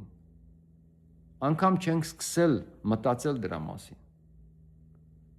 Իսկ երբ որ հայրենիքում, քո պետության մեջ սկսում է դիկտատուրա, այս կատեգորիայի, և դիկտատուրան, ողնաշարը դիկտատուրայի, դա պետություններ են, գերպետություններ են, որոնք որ իրենց շահերի համար ուղղակի փուռն են տալի մեր հայրենիքն ու մեր պետությունը, մենք պետք է սկսենք մտածել մի քիչ ավելի ուրիշ կերպ։ Նման դեպքերում, նման պարագաներում Պատմությունը ունի դասեր, թե ինչ կարելի անել։ Մենք չունենք այս պահին ակտիվ ընդդիմություն։ Ու չկա կռվող ուժ։ Ուրեմն ինչ անել։ Լավ, մենք արդեն գիտենք մենք ինչ ունենք։ Մենք ունենք մի մարդ, որը իրեն համարում է Կալիգուլա։ Լուի 14, չնայած նա կերազեր Լուի 14-ի անգամ են վնասված ոտքի մի մատը լինել։ Բայց մենք ունենք մի մարդ, որը համարում է, որ ինքն է պետությունը, օգտագործում է պետական բոլոր լծակները, բոլոր ինստիտուտները, բոլոր անգամ սահմանադրական դատարանը, այսինքն այս մարդը արդեն բոլոր պետական ինստիտուտները չեզոքացրել է, սարքել է իր սեփականությունը, չեզոքացրել է բոլոր քաղաքական դաշտում անվանական բոլոր այն լիդերներին, որոնք որ խոչընդոտ էին իր կեղտոտ գործին, եւ նրա համար ընդհանրապես խնդիր չի շրջանցել օրենքներ, տապալել օրենքներ, մարդկանց, օգտագործել պետական ռեսուրսները, պետական ֆինանսները, կաշառքներ բաժանելու պարգևավճարների տեսքով, կամ ասենք օգտագործել պետական ֆինանսները իր աթոռը պահելու համար։ Նա այս պահին պետությունը օգտագործում է որպես իր սեփական գործիք կամ իր գրպան, ձեռքը մտցնում է գրպանը, ինչքան գումար որ պետքա վերցնում է, ինչքան պետքա պարտքով է վերցնում, ինչ ուզում անում է այս մարդը, եւ այս պահին էլ ոչ մեկ չկա մեր պետության մեջ, որ իրեն անգամ խոչընդոտ է հանդիսանում։ Այս ամեն ինչը մենք արդեն գիտենք, եւ գիտենք, որ ունենք մենք շատ ակտիվ, շատ պայծառ դիկտատոր։ Ինքը իր գործը անում է եւ ասում է, որ ինքը պետությունն է։ Ինչ անել, ինչ կարելի է անել։ Ես ունեմ դրա բանաձևը եւ ուսումնասիրելով պատմության մեջ բոլոր դիկտատորների պատմությունը, բոլոր դիկտատորների քայլերը, պետությունները, որոնք որ անցել են այս ճանապարհով, ես ունեմ հետևյալ առաջարկը։ Քանի որ անվանական, երբ որ կան ինչ որ շարժումներ եւ կան շարժումների լիդերներ, որոնց հնարավոր է եւ չմոռանանք ասել, որ այդ լիդերները գտնվում են երկրի ներսում, այսինքն նրանք Նիկոլ Փաշինյանի այս պահին մեր խիշնիկի տեսադաշտում են, նրանց հնարավոր է Գագիկ Ծառուկյանի նման պետականացնել նրա ունեցվածքը, պետականացնել դա նշանակում է սեփականացնել, որովհետև սա պետականացնել չի, Նիկոլ Փաշինյանը գցում է Գագիկ Ծառուկյանից, վերցնում է այն ամեն ինչը, ինչ որ Գագիկ Ծառուկյանին նա չի պետականացնում, նա սեփականացնում է, պետությունը ինքն էր, ճիշտ է, այսինքն նա չի պետականացնում, այլ սեփականացնում է։ Սա ուղղակի կալվածքի տրանսֆեր է մի մարդուց մյուս մարդը օգտագործելով պետական ուժը եւ պետության այն բոլոր լծակները, որի մասին ես նոր խոսեցի։ Այսինքն, եթե կան մարդկանց անուններ անվանական, այս մարդուն հնարավոր է բռնել եւ օգտագործել, կոտրել բոլոր օրենքները, շրջանցել բոլոր այն ինչ որ կա, վերցնել յուրաքանչյուր մարդուն, նստացնել բանդ նստացնելուց հետո արդեն չկա մարդը, չկա խնդիրը։ Մենք գիտենք, որ վերջին 8 տարիների մեջ Նիկոլ Փաշինյանը ընդհանրապես խնդիր չի տեսնում յուրաքանչյուր մարդու գլխին կարել գործ, կլինի դա տղամարդ, կին, սովորական քաղաքացի, որ ուղղակի, ասենք, հոգնել է այս վիճակից, ինչ որ մի յութուբյան, ինչ որ մի տեսանյութ է տեղադրել, կլինի դա եկեղեցական տեր հայր, տեր մայր, ով ուզում է լինի, Նիկոլ Փաշինյանը պրոբլեմ չունի այդ մարդկանց վրա այդ պահին գործ կարել եւ այդ մարդկանց տանել բանդ։ Ուրեմն մենք ունենք մի իրավիճակ, որտեղ պետք է մարդիկ չլինեն։ Շարժումը պետք է լինի շատ ավելի ակտիվ, բայց մարդիկ եւ անվանական անուններ պետք է չլինեն։ Ուրեմն այս պահին ոնց որ սա եղել է բոլոր դիկտատորիալ սիստեմներում, բոլոր պետություններում, որտեղ եղել են դիկտատորներ եւ նրանց հետ կռվելը դաշտի վրա, գետնի վրա եղել է անհնար, բոլոր այդ պետություններում սկսվել են ստորգետնյա underground շարժումներ, բոլոր ընդհատակի կամ ստորգետնյա շարժումները բոլոր երկրներում, որտեղ որ եղել են, անգամ կարողացել են հասցնել նման շարժումները այնպիսի մակարդակի, որ լիդերի անուն անգամ չի եղել։ Նման շարժումները սկսվում են ընդհանրապես ուսանողական շրջանակներում։ Ուսանողներից են սկսում։ Բայց մենք ունենք մի շատ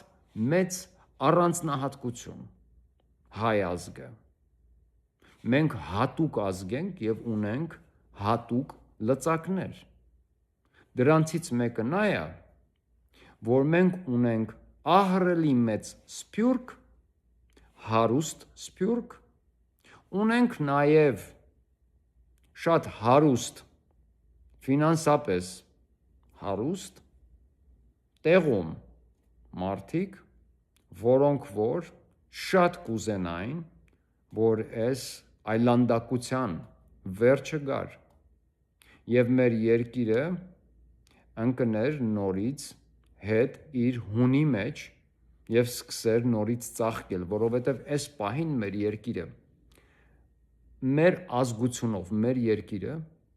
100%-անոց անկման մեջ է եւ եթե սա շարունակվի անգամ 1 տարի, ես չեմ ասում մի քանի տարիներ, 1 տարի մեր երկրից ոչ մի բան չի մնալու, ոչ մի բան եւ մեր երկիրը ոչ թե վերանալու է եւ հետո ինչ որ ձևով մենք կարող ենք հետ բերել, այլ մեր ազգը այնպիսի մի հարված է ուտելու սրանով, որ մենք էլ չենք վերականգնվելու, ուղղակի, մենք ոնց որ արդեն բացատրեցի, դառնալու ենք ժողովուրդ, ազգից ժողովուրդ կարելի է ստանալ, բայց ժողովուրդներից ազգ ստանալու ոչ մի բանաձև դեռ գոյություն չի ունեցել եւ չի էլ ունենալու, ժողովուրդները ազգեր չեն դառնում, նրանք ժողովուրդ էլ մնում են ամենալավ պարագայում։ Այս պահին ես դիմում եմ բոլոր մարդկանց, որոնք ունեն ձայն եւ կարողանում են խոսել ժողովրդի հետ։ Սկսած Վարդան Ղուկասյանից, Վարդան Հակոբյանով, Արտուր Ասատրյան խաչակիրներով, բոլորդ ովքեր որ ժողովրդի հետ կարողանում են խոսել եւ ունեն լոյալիստներ։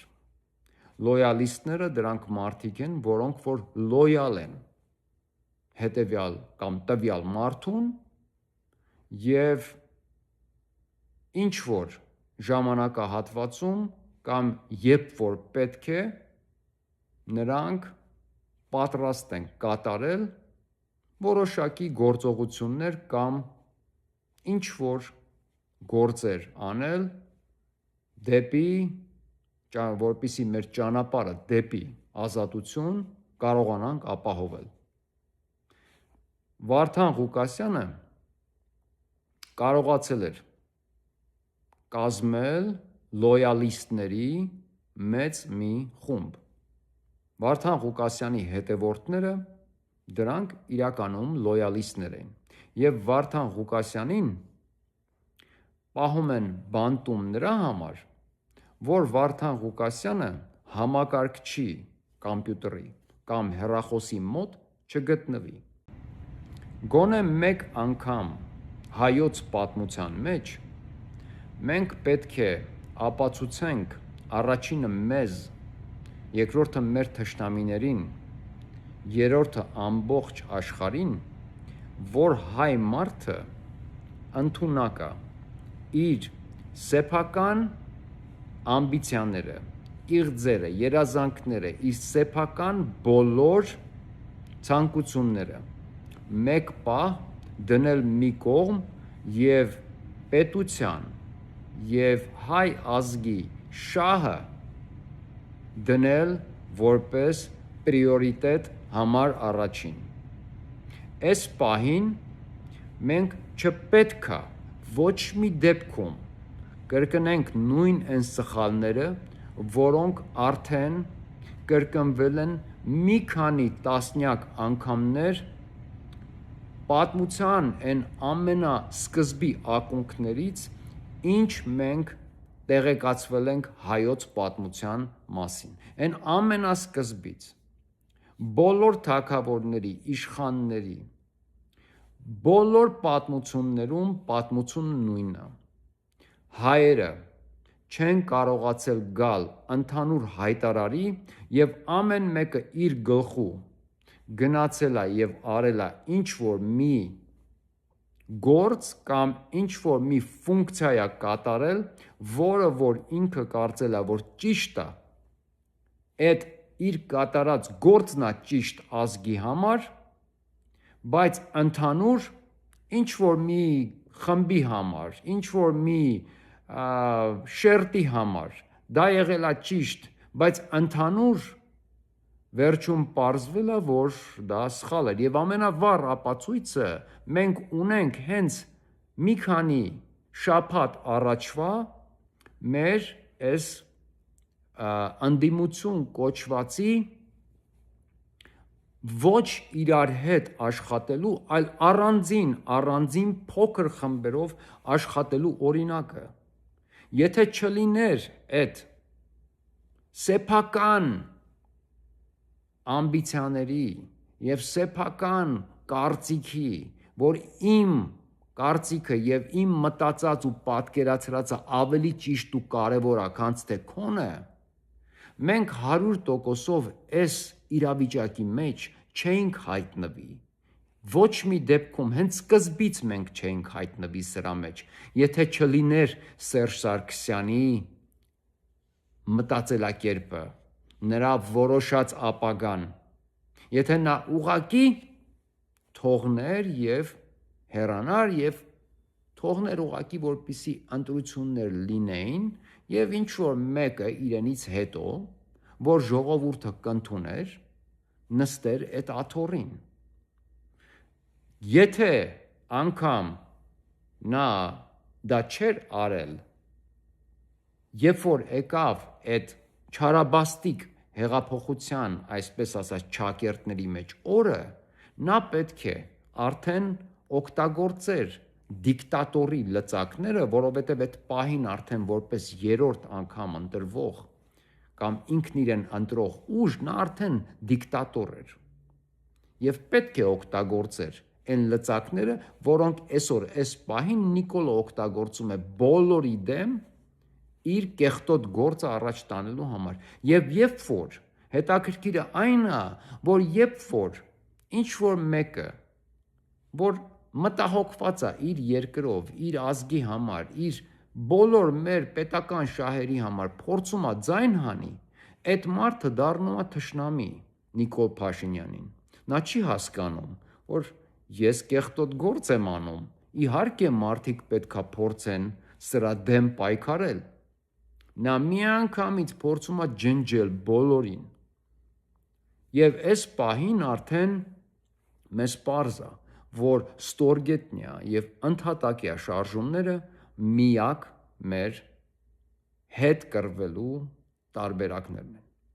Ուրիշ տարբերակ ստեղ էլ գոյություն չունի։ Հիմա Վարդան Ղուկասյանը, ոնց որ արդեն ասեցի, նա կարողացել էր հիմնել եւ ուրեմն հավաքել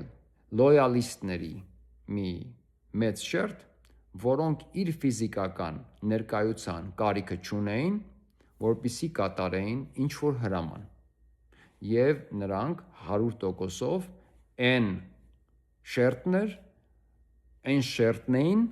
կամ այն, որոնք որ կգնան որոշակի քայլերի, եթե լինի հրաման։ Նրանք 100%-ով իրար վրա հավաքվող շերտ են։ Ես դիմում եմ Վարդան Ղուկասյանին։ Մենք պետքա մոռանանք բոլոր մեր անձնական այդ ինչ-որ մտադրություններ ունենք, որովհետև այդ բոլոր մտադրությունները սեփական այս պահին ոչ մեկի մոտ մեկա, սենց թե նենց չեն ստացվելու, քանի որ մենք ունենք մարդ, որը որ պետությունը տանում է 100%-անոց անկման եւ վերացման։ Ուրեմն, եթե չլինի պետություն, ձեր բոլոր այդ մտահղացումները, իղձերը, պլանները ապագայում մեկա, սենց թե նենց գոյություն չեն ունենալու։ Ավելի լավ է մենք այս պահին մտածենք ոնց ենք պահելու մեր երկիրը եւ դրսից, քանի որ մենք ունենք այս յուրահատուկ իրավիճակ, որ ուրիշ ազգեր չունեն, քանի որ մենք ունենք դրսում ահռելի զանգված մտավորականների, մտածող մարդկանց։ Հայաստանից դուրս մտավորականների թիվը ավելի մեծ է հայ մտավորականների, քան Հայաստանի ներսում։ Եվ սա այս մարդկային կապիտալը չօգտագործել մեր երկիրը ետ վերցնելու գործի համար, դա կլինի մեր ազգի ամենամեծ սխալը։ Երևի թե վերջին 2000 տարվա մեջ նման սխալ հայ ազգը գործած չի լինի, եթե մենք հիմա չօգտագործենք սփյուռքի մտավորականության կապիտալը մեր երկիրը պահելու համար։ Քանի որ մարդկանց անվանումների, այսինքն անունների ետևից գնալ հնարավոր է, ներսում անանուն լիդերների կամ լիդերի ետևից գնալ ուրիշ պետություններում դա անհնար է։ Իսկ հասարակության շերտերի, որոնք որ կատարում են հրաման, նրանց այդքան մեծ զանգվածներին բանտարկելը կամ սպառնալը դա ամբողջ ազգին սպառնալու ուրեմն պետքա լինի սպառնալիք։ Մեկը, ասենք Նիկոլ Փաշինյանը, պետքա ամբողջ ազգին սպառնա, քանի որ 1.4 միլիոն մարդ դուրս էր եկել ընտրելու եւ մենք բոլորս գիտենք, որ ամենալավ տարբերակում Նիկոլ Փաշինյանի համար իրեն ընտրել էր ոչ ավել քան 300,000 մարդ։ Այսինքն մենք ունենք 1 միլիոն ամենանվազագույնը 1 միլիոնանոց մարդկային կապիտալ, սրանք բոլորը չափահասներ են Եվ այս մարդիկ բոլորը պատրաստ են իրենց երկիրը ետ վերցնելու։ Հիմա Արթուր Ասատրյանի խաչակիրները նաև լոյալիստներ են, որոնք որ Արթուր Ասատրյանի ներկայության կարիքը չունեն, որպիսի նրանք էլ հրաման կատարեն եւ ասենք գործադուլ անեն, ասենք թե։ Ուրեմն դիմում եմ նաև Արթուր Ասատրյանին իր խաչակիրներով։ Դուք Վարդան Ղուկասյանի հետ միասին բոլորդ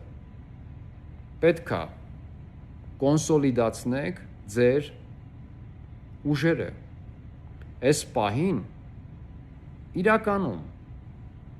մենք իրավունք չունենք մտածելու դեռ ուրիշ ոչ մի բանի մասին, քանի դեռ երկիրը գտնվում է վտանգի տակ։ Արթուր Ասատրյան, քո խաչակիրները աշխարհով մեկ են։ Նրանք Ռուսաստանում են, Հայաստանում մեծ զանգված կա Եվրոպայում ես գիտեմ, համոզված եմ դրանում, նաև Ամերիկայում։ Այս բոլոր մարդիկ պետք է մասնակցեն այս ստորգետնյա շարժմանը։ Ես Վարդան Հակոբյանի մասին շատ չգիտեմ, բայց գիտեմ, որ նա ունի շատ մեծ հետևորդների մի շերտ։ Կարծեմ, եթե չեմ սխալվում, 110,000 մարդ է հետևում Վարդան Հակոբյանին ամեն օր։ Ես իրականում եմ ասում, Վարդան Հակոբյանի տեսանյութերից մենակ 2 հատ եմ դիտել եւ շատ տեղեկություն չունեմ, բայց ոնց որ հասկանում եմ, քանի որ իմ տեսանյութերի տակ Վարդան Հակոբյանի հետևորդները շատ են կոմենտներ գրում, ես հասկանում եմ, որ Վարդան Հակոբյանը եւս ունի լոյալիստներ, բայց ես Վարդան Հակոբյանի լոյալիստներին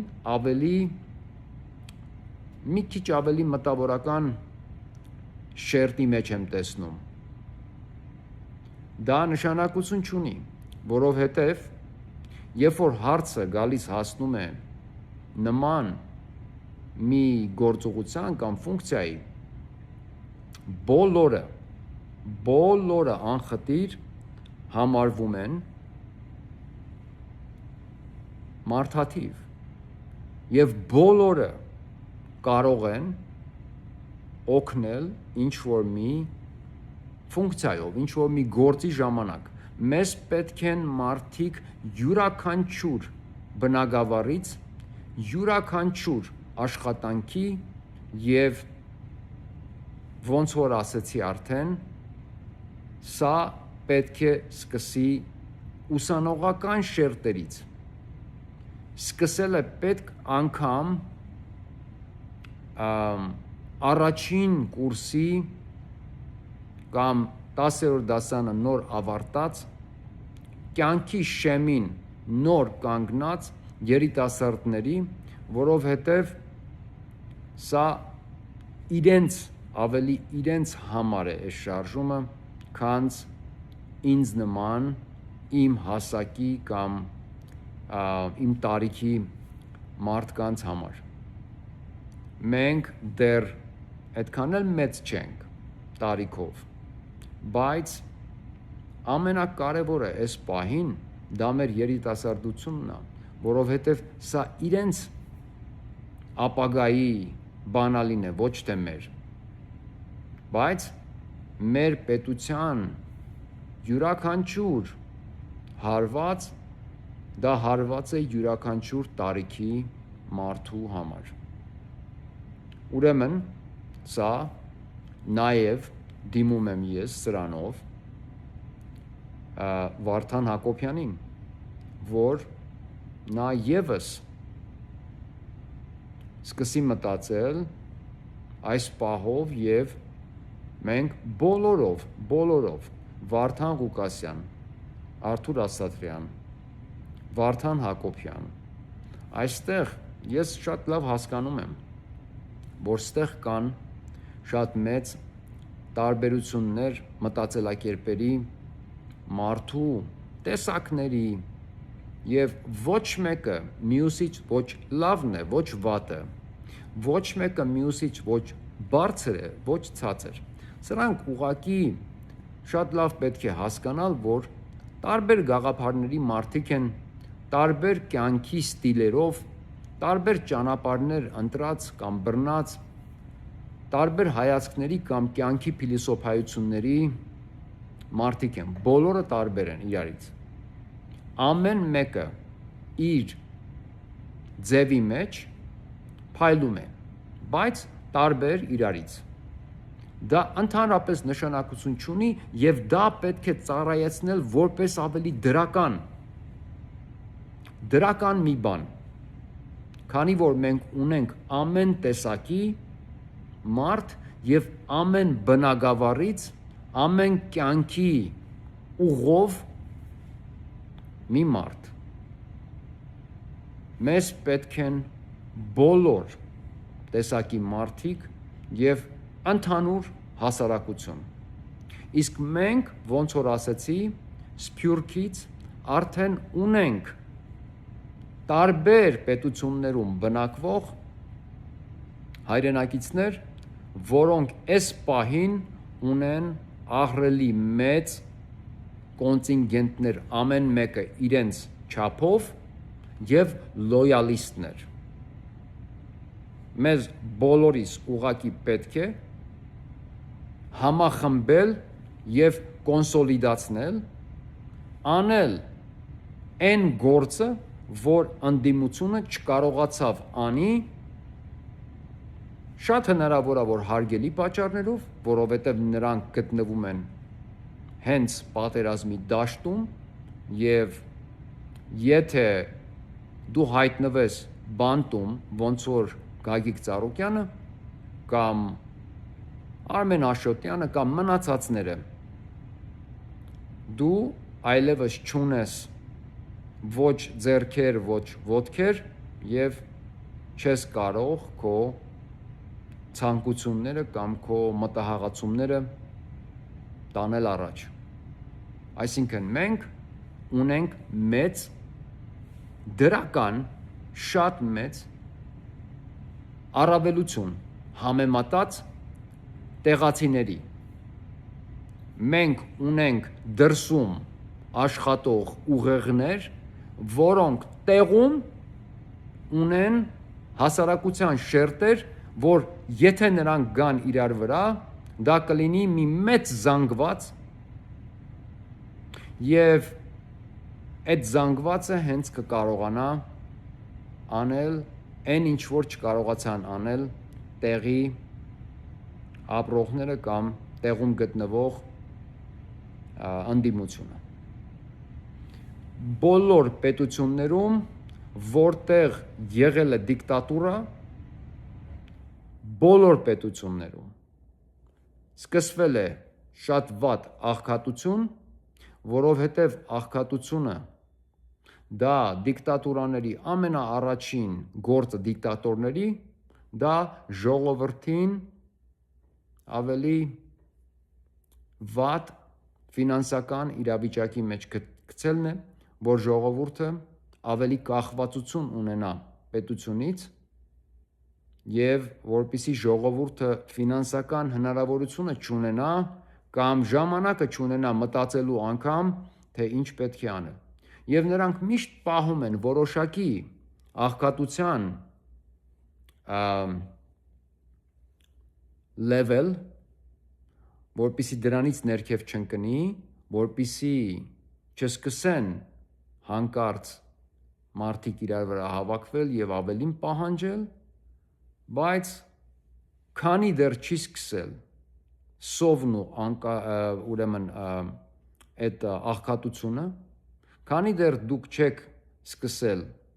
իրականում մեծ ֆինանսական խնդիրներ ունենալ, որ հացի փող չունենաք, որովհետև դա գալիս է, դա էլ է լինելու, քանի դեռ պատերազմը կողքի պետություններից չի լցվել մեր երկիր, որովհետև դա էլ է գալու, մեզ պետք է բոլորիս մեր հայրենակիցներին արթնացնել և մեզ պետք է կոնսոլիդացնել բոլոր ուժերը։ Ես շատ անուններ կան, որոնք որ խոսում են Գերմանիայից, Ավստրիայից, մարդիկ կան, որոնք միշտ մշտական կապի մեջ են ժողովրդի հետ։ Եթե դուք ունեք ձայն, ձեր տեսանյութերը դիտում են 2500-ից ավել մարդիկ, ձեզ սա վերաբերվում է։ Դուք պետք է միանաք և մեզ պետք է սկսել ստորգետնյա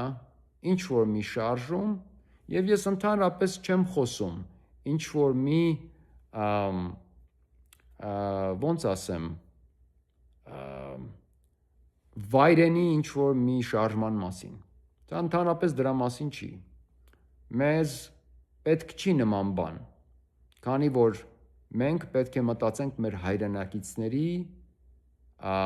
ապահովության մասին, այս մարդիկ պետք է բոլորը լինեն ապահով և ոչ մեկ չպետք է ընկնի ինչ-որ քաշքշուկների մեջ, բայց պահանջներ ներկայացնողներ այս պահին էլ Հայաստանում գոյություն չունեն, ոչ մեկ էլ պահանջ ներկայացնող Հայաստանում Նիկոլ Փաշինյանի դիմաց պահանջ դնողներ էլ չկան, նա մաքրել է դաշտը բոլորից,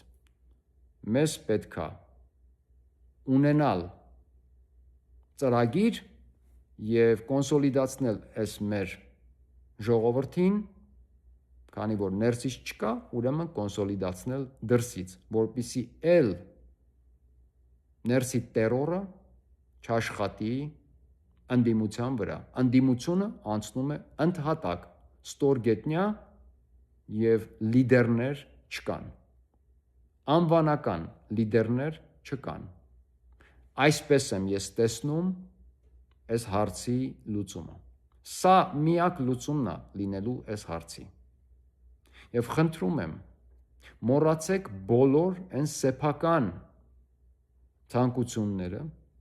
բոլոր ձեր սեփական ամբիցիաները մի պահ, որովհետև այդ ամբիցիաները զրոյանում են և դառնում են ուղղակի փոշի, եթե չկա պետություն, ում եք դուք, որ աթոռի ետևից եք դուք գնալու, եթե չկա գրասենյակ, ում է պետք ձեր աթոռը, մի պահ թողնենք բոլոր այդ ցանկությունները, ով որ ունի ինչ-որ աթոռի ցանկություն, հավակնություն, չգիտեմ ինչ եք ուզում անվանեք, ով որ ունի, եթե կա նման բան,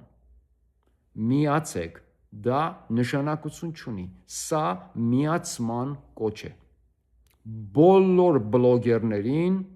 բոլոր մարդկանց, որոնք որ մեր հետ համաձայն են և ցանկանում են ազատագրել հայրենիքը այս իրականում նեռի ճանկերից, ցանկանում են, և եթե այս մարդկանց մեջ կան հակառուսական տրամադրություններ, ինչ-որ բլոգերների, ինչ-որ շարժումների, որոնք ունեն հակառուսական տրամադրություններ, ինձ չի թվում նրանց միացնելը այդքան խելացի է, որովհետև մենք արդեն, սա ինչ-որ իրականում եմ ասում, ես ազնվությամբ եմ ասում, սա ինչ-որ ռուս սիրելու կամ ռուսների կամ պրոռուսական լինելու կամ